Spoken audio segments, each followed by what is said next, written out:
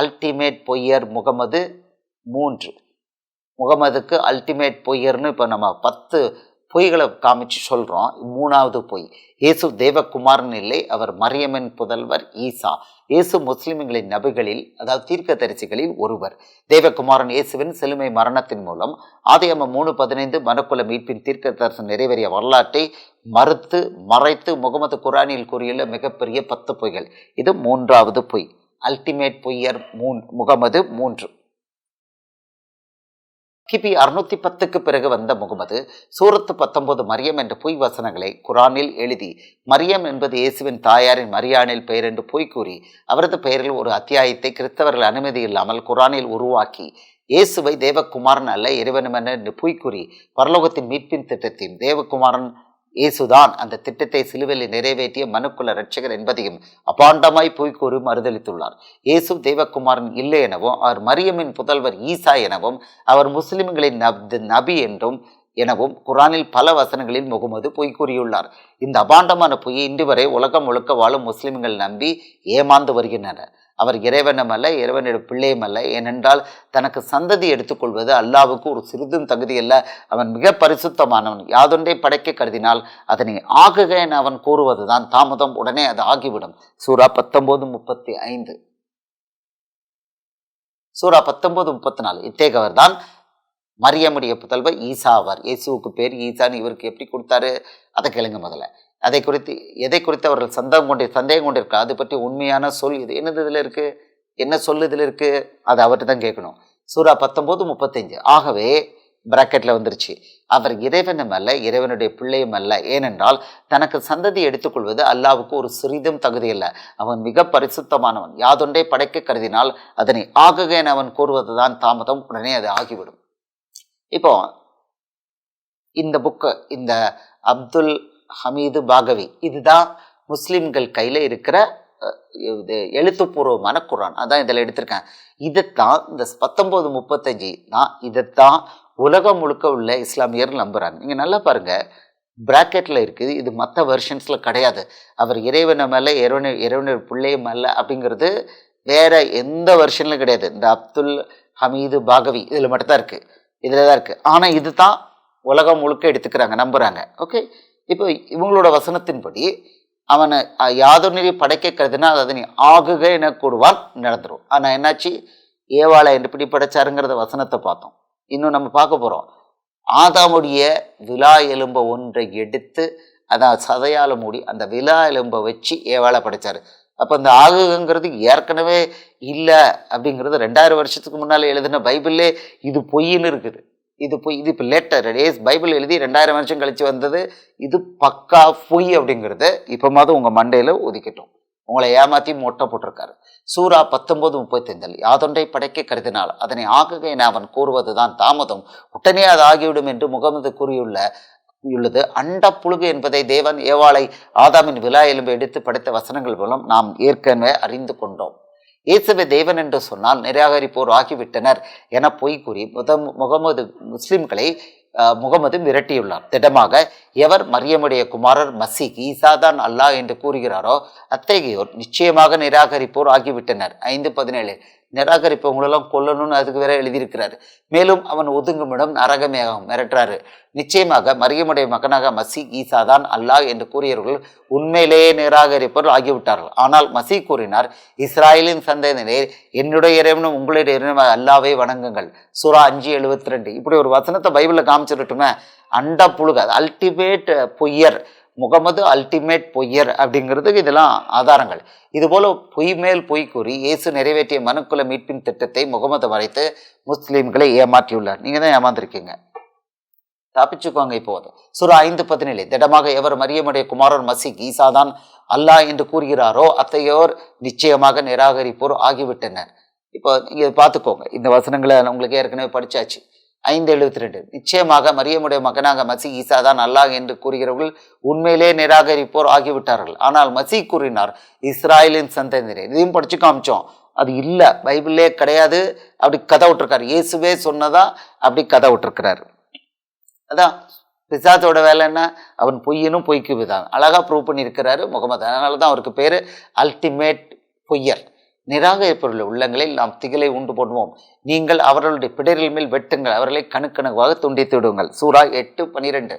இப்போ நிராகரிப்போர் அதாவது இயேசுவை தேவகுமாரன்னு சொல்லிட்டா நிராகரிப்போர் சொல்றாரு. இப்படி சொல்றாரு 8:12. நபியே, உங்களது இறைவன் வழக்குகளை நோக்கி நிச்சயமாக நான் உங்களுடன் இருக்கிறேன், ஆகவே நீங்கள் நம்பிக்கையாளர்களை உறுதிப்படுத்துங்கள் என்று கட்டளையிட்டு நிராகரிப்பவர்களுடைய உள்ளங்களில் நாம் திகிலை உண்டு பண்ணுவோம் என்று கூறி நம்பிக்கையாளர்களை நோக்கி நீங்கள் அவர்களுடைய பிடரிகளின் மேல் வெட்டுங்கள், அவர்களை கணுவாக துண்டித்து விடுங்கள் என்று அறிவித்ததை நினைத்து பாருங்கள். அப்போ இயேசுவை தேவகுமாரன் சொல்லிட்டா அவங்க நிராகரிப்பவர்கள், இஸ்லாம் இல்லைன்னு சொன்னால் அவங்களும் நிராகரிப்பவர்கள். அப்படின்னா இஸ்லாமை ஏற்றுக்கொள்ளாதவர்கள், அதாவது கிறிஸ்தவர்கள், யூதர்கள், இந்துக்கள், இயேசுவை தேவகுமாரன் சொல்கிற அத்தனை பேரையும் கணுக்கணுவா, கழுத்தில் வெட்டணுமா, கணுக்கழுவா துண்டிக்கணும்னு முகமது சொல்லியிருக்கிறார். இவரை புனிதமானவர்னு நீங்கள் நம்பிக்கிட்டு இருக்கீங்க, இவ்வளோ நாள் கொலகாரங்களாக இருந்துகிட்டு இருக்கீங்க, தப்பிச்சுக்கோங்க. இப்போ சூரா 8:13. இதற்கு காரணம் நிச்சயமாக அவர்கள் அல்லாவுக்கும் அவனுடைய தூதருக்கும் மாறு செய்ததுதான். எவரேனும் அல்லாவுக்கும் அவனுடைய தூதருக்கும் மாறு செய்தால் நிச்சயமாக அல்லாஹ் அவர்களை மிக கடுமையாக வேதனை செய்வான். இதெல்லாம் தனக்கு தானே எழுதியிருக்கிறாரு. சூரா 8:14. நிராகரிப்பவர்களே, நீங்கள் அடைய போகும் வேதனை இதோ, இதனை நீங்கள் சுவைத்து பாருங்கள், அன்றி உங்களை போன்ற நிராகரிப்பவர்களுக்கு மறுமையில் நிச்சயமான நரக வேதனை உண்டு. மறுமையை பற்றி பேசுகிறாங்க, பயமுறுத்தல். குரானில் இயேசுவை தேவகுமாரன் என்று கூறினால் அல்லாஹ் அவர்களை அழிப்பானாக சூரா 9:30 என்று எழுதி முகமது தான் யார் என்பதை உலகத்துக்கு வெளிப்படுத்தியுள்ளார். மரியமுடைய குமாரன் மசீஹ் இறை தூதரை அன்றி வேறில்லை. 5:75, 4:171. இது அந்தி கிறிஸ்துவின் ஆவி என கிறிஸ்தவ வேதம் கூறுகிறது. கிறிஸ்தவர்களின் தேவன் இயேசுவை மிக தைரியமாக முகமது திருடியுள்ளார். யூத குலத்தில் பிறந்த யூதருக்கு ராஜாவான அவரை அரபியரான முஸ்லிம் நபி என அபாண்டமாக பொய் கூறியுள்ளார். இயேசுவை தேவகுமாரன் என கூறினால் அவர்களை அழிப்பதாக பயமுறுத்தியுள்ளார். இது பிசாசின் ஒரிஜினல் இலக்கணம். அல்லாஹ் என்பது வெறும் கற்பனையே என ஏற்கனவே நாம் வசன ஆய்வின் மூலம் கண்டறிந்துள்ளோம். இஸ்லாம் என்றால் முகமது மட்டுமே. இப்படி எழுதியிருக்கிறாரு. இவருக்கு யார் அத்தாரிட்டி கொடுத்துருக்கிறாரு? இப்படி கொலை செய்யுங்கன்னு பயமுறுத்தியிருக்காரு. இது கொலைகாரம் இல்லை, இது எல்லா தேசத்தோட சட்டத்துக்கு விரோதமானது.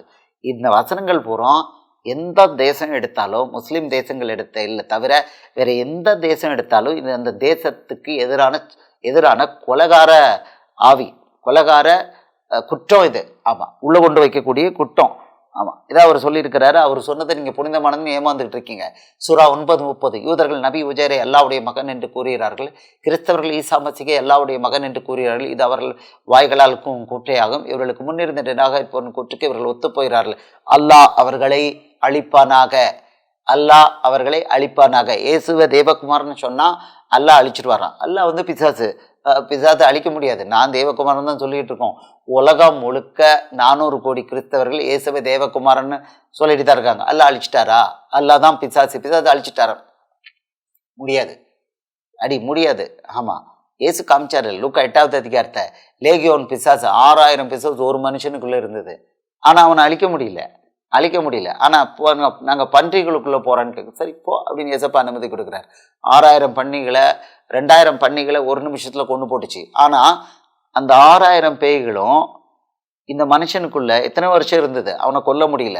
பேய்க்கு இம்பிட்டு தான் பவர். அல்லாஹ் அவர்களை அழிப்பானாங்கன்னா லார்ட் ஆஃப் த வேர்ல்ட்ஸ் பேய் அவர்களை அழிப்பானாங்க. பேய் எப்படி அழிக்க முடியும்? தேவகுமாரனுக்கு வராதமா பேய்க்கு அதிகாரம் இல்லைன்னு லூக்கா 4 மத்தேயு 4 தெளிவாக வந்துருச்சு. நேராக நான் தான் பேய், நான் தான் அப்படின்னு போடா புண்ணாக்குன்னு ஏசப்பா அவனை விரட்டி அடிச்சுட்டாரு. இது பைபிளில் இருக்க. இங்கிட்ட எழுதிடுவார் அல்லாஹ் அவர்களை அழிப்பானாங்க. இயேசுவ தேவகுமாரன்னு சொன்னால் அழிச்சிருவாங்களாம். இயேசுவ தேவகுமாரன்னு சொன்ன கிறிஸ்துவ தேசங்கள் தான் இன்றைக்கி எல்லாம் பவர்ஃபுல்லாக இருக்குது. அழிச்சிட முடியுமா? பேயால் அழிக்க முடியல, இது வரைக்கும் முடியாது. இயேசுவா ஃபைனலாக முடிவு பண்ணி அவரோட வருகையின் போது அவரை நிராகரிக்கிறவங்களுக்கு ஒன்று சொல்கிறாரு. அதுதான் நடக்குமே தவிர மற்றபடி பேய்க்கு இந்த அதிகாரம் கிடையாது. சூரா 9:31. அவர்கள் அல்லாவை விட்டும் தம் பாதிரிகளையும் தம் சன்னியாசிகளையும் தம்முடைய மரியமுடைய மகனாகிய மசீமை தெய்வங்களாக்கி கொள்கின்றனர். ஆனால் அவர்களை ஒரே இறைவனை தவிர வேறொரு வணங்கக்கூடாது என்று கட்டளையிட்டுள்ளார்கள். வணக்கத்துரியவன் அவனன்றி வேறு இறைவன் இல்லை. அவன் அவர்கள் இணை வைப்பதை விட்டும் மிகவும் பரிசுத்தமானவன். இணை வைப்பவன் இவரே ஒரு கணக்கு போட்டுக்கிட்டாரு. பைபிளில் இருக்கிறது ஒரே தெய்வன் தான், பிதா குமாரன் பரிசுத்தாவி ஒருவர் தான். இவர் 3 பேருன்னு சொல்லிட்டு இவரை கற்பனை பண்ணி இணை வச்சுட்டா தேவகுமாரன் சொல்லிட்டா கொல்லணும். பேய் வேலை. நீங்கள் ஏமாந்து போயிருக்கீங்க, அவங்கள ஏமாற்றி மொட்டை அடிச்சுட்டு இருக்காங்க. ஆமாம், பைபிளில் ஒரே நாமம் தான் இருக்குது. பிதாவுக்கு பேர் இயேசு, யோவான் 5:44 நான் என் பிதாவின் நாமத்தில் வந்திருந்தோம். அப்படின்னா பிதாவுடைய நாமம் இயேசு. அடுத்தது யோவான் 14:26 சொல்றாரு, என் நாமத்தினாலே பிதா அனுப்ப போகிற சத்திய ஆவியாகிய தேற்றவாளன். பரிசுத்த ஆவிக்கு பேர் இயேசு. இவருக்கு இயேசுவுக்கு பேர் இயேசு. மத்தேயு 1:22-23 இயேசு என்று அவருக்கு பேரிடுவாங்க. மரியாள்கிட்ட வந்து சொல்றாரு, இயேசு என்று அவருக்கு பேரிடுவாங்க. இயேசுவுக்கு பேர் இயேசு. அவர் பைபிள்ல தேவனுக்கு நாமம் ஒன்னே ஒண்ணுதான், இயேசு தான். இயேசுங்கிற ஒரே நாமம் தான். இவங்க பிதா பார்க்க முடியாதவர், குமாரன் பார்க்கக்கூடிய பிதாவுடைய பார்க்கக்கூடிய உருவம், பரிசுத்த ஆவியானவர். அவர் வந்து இயேசுவுடைய ஆவி, சத்திய ஆவின்னு. இயேசுக்கு பேர் சத்தியம், சத்தியத்துக்கு ஒரு ஆவி, சத்திய ஆவின்னு. இயேசுடைய ஆவி பார்க்க முடியாது, இயேசு ஒருத்தர் தான் பார்க்க முடியும். இவங்க 3 பேரும் ஒருத்தர் நீங்கள் பிரிக்க முடியாது. நான் இவர்கள் 3 ஒருவரேன்னு வசனங்கள் தெளிவாக இருக்கு.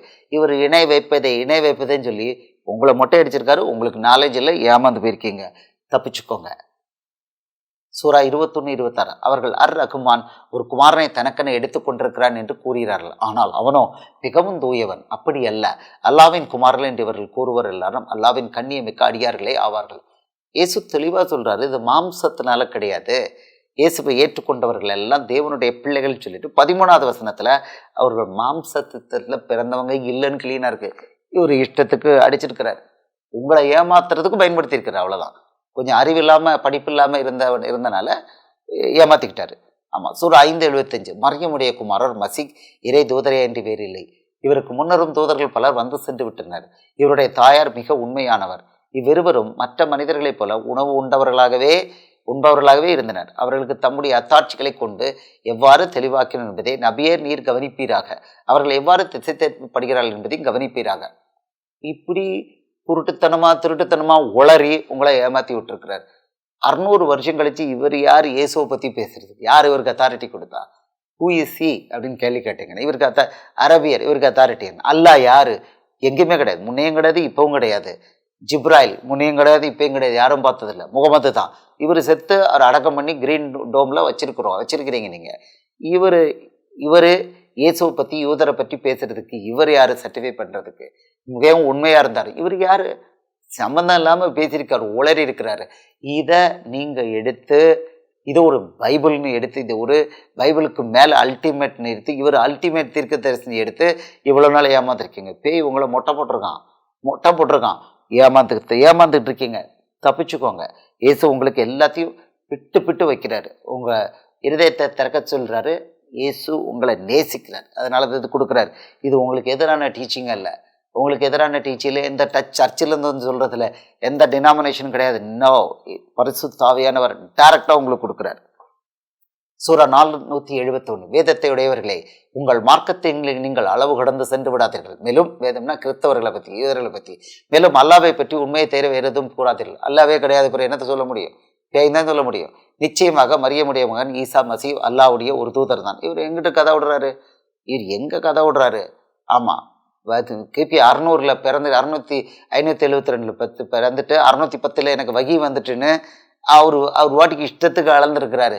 இஷ்டத்துக்கு அளந்தது அன்னைக்கு ஒருத்தருக்கும் தெரியல, அறிவு இல்லை, கல்வி அறிவில் ஒன்றும் இல்லை, ஏமாந்துட்டாங்க. ஆனால் இப்போ இன்டர்நெட் யுகத்தில் இன்னும் ஏமாந்துட்டு இருக்க போகிறீங்களா? யூ டேக் அ கால். ஏசு அன்பா அழைக்கிறார், ஒன்றும் மிரட்டலாம் மாட்டார். சூரா 10:68 அல்லாஹ் ஒரு சந்ததியை ஏற்படுத்தி கொண்டான் என்று அவர்கள் சொல்கிறார்கள். அவர்கள் இக்கற்பனையை விட்டும் அல்லாஹ் மிக தூய்மையானவன், அவன் எவ்வித தேவையும் இல்லாதவன். இது அவரா இஷ்டத்துக்கு இயேசுவை மறுதளிக்கணும், உங்களை மொட்டை போட்டிருக்காரு. அவ்வளோதான். இவ்வளோ சொல்கிறாரு. இந்த அல்லாங்கிறாரு, முகமதுங்கிறாரு. ஒரு மண்டைடி குணப்படுத்துன்னு கேட்டு பாருங்க, அப்போதான் தெரியும். ஏசு அழகாக சொல்லிட்டார் மத்தேயு 12:28 நான் தேவனுடைய ஆவியினாலே பிசாசுகளை துரத்துகிறபடினால் தேவனுடைய ராஜ்யம் உங்களிடத்தில் வந்திருக்கிறது. செவிட ஓமையுமான ஒரு ஆளை ஏசப்பா குருடான ஒரு ஆளை குணப்படுத்தினார். அப்போ சொன்னார், அப்போ தேவனுடைய ஆவி ஒருவனுக்குள்ளே இருந்தால் அவன் பேய் ஓட்டுவான், வியாதி குணப்படுத்துவான். நீங்கள் கேட்டு பாருங்கள், யாராவது ஒருத்தரப்பா இமாம் நீங்கள் அல்லா பேரில் முகமது பேரில் வியாதியை குணப்படுத்தி பாருங்க. அவங்களே குணப்படுத்தலை, இவர் எப்படி குணப்படுத்துவார்? அப்போ தான் நீங்கள் கண்டுபிடிக்கணும். இந்த அம்புட்டும் இது அவ்வளவும் ஏமாத்து அப்படிங்கிறத நீங்கள் அறிந்து கொள்ளணும். சூரா 10:69 அல்லாவின் மீது இவ்வாறு பொய்யிட்டு கட்டுபவர்கள் நிச்சயமாக வெற்றி பெற மாட்டார்கள் என்று நபியே கூறிவிடும். அல்லவே இல்லையே, எங்கிட்ட கதை, எங்கே அல்லாவை காமிங்க, கிடையாது, அவரும் பார்க்கல யாரும் பார்க்கல, கதை. சூரா 10:70 உலகத்தில் அவர்கள் அனுபவிப்பது சிறு சுகமே ஆகும். பின்னர் அவர்கள் நம்மிடமே மீண்டும் வர வேண்டியதா இருக்கிறது. அப்பொழுது அவர்கள் நிராகரித்து கொண்டிருப்பதன் காரணமாக நாம் அவர்களை கடுமையான வேதனைகளை சுவைக்கச் செய்வோம். மிரட்டுது, பிசாசுடைய மிரட்டல். இசை எங்கேயுமே மிரட்டல, இது பிசாசுடைய மிரட்டல். இதை நம்பி ஏமாந்துட்டு இருக்கீங்க. அல்லாஹ் பிள்ளையை பெற்றான் என்று கூறுவல் நிச்சயமாக பொய்யர்களே. சூரா 37:151 இவர்கள் கற்பனையான பொய்யை கூறுகிறார்கள் என்பதை நிச்சயமாக நீங்கள் அறிந்து கொள்ளுங்கள். அல்லாஹ் பிள்ளையை பெற்றான் என்று கூறும் இவர்கள் நிச்சயமாக பொய்யர்களே. அதிலும் ஆண் சந்ததியை விட்டு பெண் சந்ததிகளை அவன் தேர்ந்தெடுத்து கொண்டான். சூரா 37:152, 153, சூரா 37:154 இவ்வாறு கூற உங்களுக்கு என்ன நியாயம் இருக்கிறது? ஏன் இவ்வாறு பொய்யாக தீர்மானிக்கிறீர்கள்? 600 வருஷம் கழிச்சு பிறந்துட்டு இவர் அடிச்சுக்கிட்டு இருக்காரு இஷ்டத்துக்கு. இதை புக்குன்னு எழுதி, புனித புக்குன்னு சொல்லி எழுதி அதை உலகம் முழுக்க கொடுத்து ஏமாந்துட்டு இருக்கீங்க. சூரா 37:155 நீங்கள் இதனை கவனித்து சிந்திக்க வேண்டாமா? 37:156 அல்லது உங்களுக்கு இதற்காக யாதொரு தெளிவான ஆதாரம் இருக்கிறதா? சூரா 37:157 கிறிஸ்தவர்களே, அவ்வாறு நீங்கள் கூறுவது உண்மையாக இருப்பின் இதற்கு உங்கள் வேதத்தை ஆதாரமாக கொண்டு வாருங்கள். இதெல்லாம் என்ட்ரி லெவலில் ஒரு கொஞ்சம் போல ரிலீஜியஸ் நாலேஜ், தேவனை பற்றி நாலேஜில் கொண்டு சொல்லிடுவாங்க. இது சுத்தமாக போய் ஏமாத்துன்னு கண்டுபிடிச்சிடுவாங்க. கிறிஸ்தவர்கள்ட்ட சேலஞ்சு பண்ணிடுறாரு, உங்கள் வேதத்தை ஆதாரமாக கொண்டு வாங்க. சிரிப்பு தான் வருது. இவ்வளோ சைல்டிஷாக உங்களை போய் சொல்லி ஏமாத்திருக்கிறாரு. நீங்களும் இது பெரிய புனித புத்தகம்னு சொல்லி ஏமாத்திட்டு இருக்கீங்க. சூரா 4:48 நிச்சயமாக அல்லாஹ் தனக்கு இணைய வைப்பதை மன்னிக்க மாட்டான். இதை தவிர மற்ற எதையும் தான் நாடியவர்களுக்கு மன்னிப்பான். யார் அல்லாஹ்வுக்கு இணைய வைக்கிறார்களோ அவர்கள் நிச்சயமாகவும் பெரிய பாவத்தை கற்பனை செய்கிறார்கள். இயேசுவ தேவகுமார்னு சொல்கிறத இப்படி பல விதங்களில் இவர் மிரட்டி உங்களை ஏமாத்துறாரு. அவ்வளோதான். உலக வரலாற்றை முகமது மாற்றி எழுதி கிறிஸ்தவர்களின் தேவனாகிய கர்த்தர் இயேசு ஒரு முஸ்லிம் தூதர் என்று பொய் கூறி இந்த அபாண்டமான பொய் வார்த்தைகளை திருப்பி உடைந்த ரெக்கார்டு போல குரானில் பல வசனங்களில் கூறி அது உண்மை என்பது போல காண்பிக்க முயற்சி செய்துள்ளார். முகமதுக்கு மனநிலை பாதிப்பு இருந்ததா? உலக வரலாற்றை மாற்ற முயன்றுள்ள முகமது மனநிலை பாதிக்கப்பட்டிருந்தார் என்று அவரது மனைவி ஆயிஷா விவரம் தந்துள்ளார். ஆயிஷா ரலி அறிவித்தார், இறை தூதர் சல் அவர்களுக்கு சூனியம் செய்யப்பட்டது. அதையடுத்து அவர்கள் தம் துணைவியாரிடம் செல்லாமலேயே அவர்களிடம் சென்று வருவதாக நிலைக்கலானார்கள். அறிவிப்பாளர்கள் ஒருவரான கஃபயான் இப்னு ஒயனா ரக் கூறினார், அவ்வாறு இருந்தால் அது சூனியத்திலே கடுமையானதாகும். சஹீஹ் புகாரி 31:75 அத்தியாயம் 58 ஜிஸ்யா காப்பு வரி ஒப்பந்தம். உங்கள் ஹதீஸில் இருக்குது. முகமது அவர்களுடைய மனைவி ஆயிஷா அவர்கள் சொல்லியிருக்காங்க, அவருக்கு சூனியம் வைக்கப்பட்டிருந்தது, அவர் தான் என்ன செய்யறதுன்னு தெரியாமல் சொல்லிகிட்டு இருந்தார் அப்படின்னாங்க. கிளியராக இருக்குது. அதெல்லாம் இது அவ்வளவு தலைகுப்புற இப்படி மாற்றி எழுதியிருக்காருன்னா காரணம் இதுதான். அவர் அவராக இல்லை. ஆமாம், இதை கிறிஸ்துவத்தை சொல்லிப்போம், வேற மாதிரி சொல்லுவோம். அதுதான் இது நடந்திருக்கு. இயேசுவை குறித்து, கிறிஸ்து என்றால் தேவனுடைய குமாரன், இயேசுவை கிறிஸ்து அல்ல என்று கூறுகிறவன் அந்த கிறிஸ்து என்றும் அவன் பொய்யன் என்றும் கிறிஸ்தவ வேதம் தீர்க்க தரிசனமாக எச்சரித்துள்ளது. பொய்யன்னா பிசாசு. இந்த வசனங்கள் கிபி 85-95 காலகட்டத்தில், அதாவது முகமது என்ற அந்த கிறிஸ்து பிறப்பதற்கு 500 வருடங்களுக்கு முன்னதாகவே தீர்க்க தரிசனமாக எழுதப்பட்டுள்ளது. கிளீனாக இருக்குது. இயேசுவை கிறிஸ்து அல்லன்னு சொல்கிறவன் தான் பொய்யன். பொய்யன்னா எல்லாருக்கும் தெரியும், பேய். பொய்ய பிசாசுக்கு இன்னொரு பேர் பேய். 1 யோவான்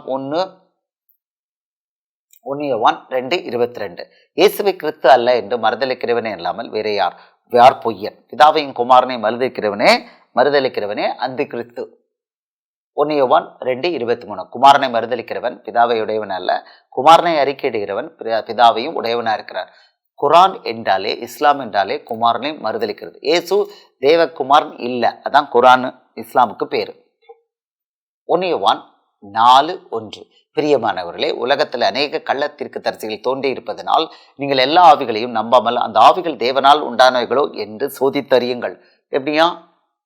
தேவ ஆவியை நீங்கள் எதனாலே அறியலாம் என்றால், மாம்சத்தில் வந்த இயேசு கிறிஸ்துவை அறிக்கை பண்ணுகிற எந்த ஆவியும் தேவனால் உண்டாயிருக்கிறது. மாம்சத்தில் வந்த இயேசு கிறிஸ்துவை அறிக்கை பண்ணாத எந்த ஆவியும் தேவனால் உண்டானது அல்ல. வருமென்று நீங்கள் கேள்விப்பட்ட அந்த கிறிஸ்துவனுடைய ஆவி அதுவே. அது இப்பொழுதும் உலகத்தில் இருக்கிறது. முகமது இருந்தது அல்டிமேட் பேய் ஆவி, அந்த கிறிஸ்து ஆவி. அதனால தான் இயேசுவை தேவகுமாரன் சொன்னால் கொல்லணும்னு கூட. அது அல்டிமேட். அப்போ பேய், டோட்டல் ஒரிஜினல் ஃபுல் பேய்னு அர்த்தம். 2 யோவான் 7 மாம்சத்தில் வந்த இயேசு கிறிஸ்துவை அறிக்கை பண்ணாத அநேக வஞ்சகர் உலகத்திலே தோன்றி இருக்கிறார்கள். இப்படிப்பட்டவனே வஞ்சகனும் அந்த கிறிஸ்துவமா இருக்கிறான். இதான் முகமதுக்கு டெஃபனிஷன் அவர் பிறக்கிறது 500 வருஷத்துக்கு முன்னாலே எழுதப்பட்டிருக்கு. முகமது வஞ்சகனும் அந்தி கிறிஸ்துவுமா இருக்கிறான். நீங்கள் முடிவெடுக்க வேண்டியது அடுத்தது உங்கள் கையில். ஆமாம், இங்கே வசனங்களை இயேசு அழகா கொடுத்துட்டார். பிறக்கிறதுக்கு 500 வருஷத்துக்கு முன்னாலே இருக்குது. பிறகெல்லாம் மாற்றி எழுதுனா அந்த ஜோலியே கிடையாது. பிசாசுக்கு இன்னொரு பெயர் பொய்யனும் பொய்க்கு தகப்பனும் என்பது நமக்கு தெரியும். யோவான் 8:44, 1 யோவான் 2:22 அப்போஸ்தலனாகிய யோவான் சுட்டி காண்பித்திருப்பது பொய்யன் என்ற சாத்தானைத்தான். அந்த பொய்யனை அந்திகிறிஸ்து என்றும் வஞ்சகன் என்றும் அவன் வர்ணித்துள்ளான். பொய்யன் என்றாலும் சாத்தான் என்றாலும் வஞ்சகன் என்றாலும் சாத்தான் ஒருவன் தான் என்பது நமக்கு தெரியும். இயேசுவை தேவகுமாரன் இல்லை என 600 வருடங்கள் கழித்து திரும்ப திரும்ப உடைந்த ரெக்கார்டு போல குரானில் கூறியுள்ள முகமது இந்த வசனங்களின் பொய்யன் மற்றும் வஞ்சகன் என்ற பிசாசு என்பது தெளிவாகிறது. யோவான் 8:44, நீங்கள் உங்கள் பிதாவாகிய பிசாசினால் உண்டானவர்கள் அப்படின்னு சொல்லி ஏசப்பா கொடுத்துருக்காரு. இந்த வசனத்தை இடையிடையில நம்ம பார்த்துக்கிறோம். நீங்கள் உங்கள் பிதாவாகிய பிசாசினால் உண்டானவர்கள், உங்கள் பிதாவினுடைய இச்சையின்படி செய்ய மனதாயிருக்கிறீர்கள். அவன் ஆதி முதற்கொண்டு மனுஷ கொலைபாதகனாயிருக்கிறான். அவன் கொலைகாரன். சத்தியம் அவனிடத்தில் இல்லாதபடியினால் அவன் சத்தியத்திலே நிலை நிற்கவில்லை. அப்படின்னா அவனுக்கிட்ட உண்மையே கிடையாது, பொய் தான். அவன் பொய்யினும் பொய்க்கு பிதாவுமாய் இருக்கிறபடினால் அவன் பொய் பேசும்போது தன் சொந்தத்தில் எடுத்து பேசுகிறான். குரான் அப்படியே அந்த டெஃபினிஷன்ல வருது. அவன் பொய்யினும் பொய்க்கு பிதாவுமாய் இருக்கிறபடினால் அவன் பொய் பேசும்போது தன் சொந்தத்தில் எடுத்து பேசுகிறான். நீங்கள் நோவாவை பற்றி, ஆபிரகாமை பற்றி, இயேசுவை பற்றி, மரியாளை பற்றி, ஆதாமை பற்றி எல்லாமே பொய். அப்போ கதை, கற்பனை, காவியம் எங்கேருந்து தான் அப்படி வருதோ கற்பனை பொய், அது கதை. அதை நீங்கள் நம்பி ஒரு வேதம் நினச்சிட்டு இன்றைக்கி வரைக்கும் ஏமாந்துட்டு இருக்கீங்க. பட் இயேசு தெளிவாக கொடுத்துருக்காரு, பிசாசுடைய இயல்பை கொடுத்துருக்காரு. அல்லாஹ், முகமது நபி அவங்களோட இயல்பை அப்படியே அதில் ஒத்து வருது. ஆமாம், அதுதான் இங்கே பார்க்குறோம். அல்டிமேட் பொய்யர் அப்படின்னு.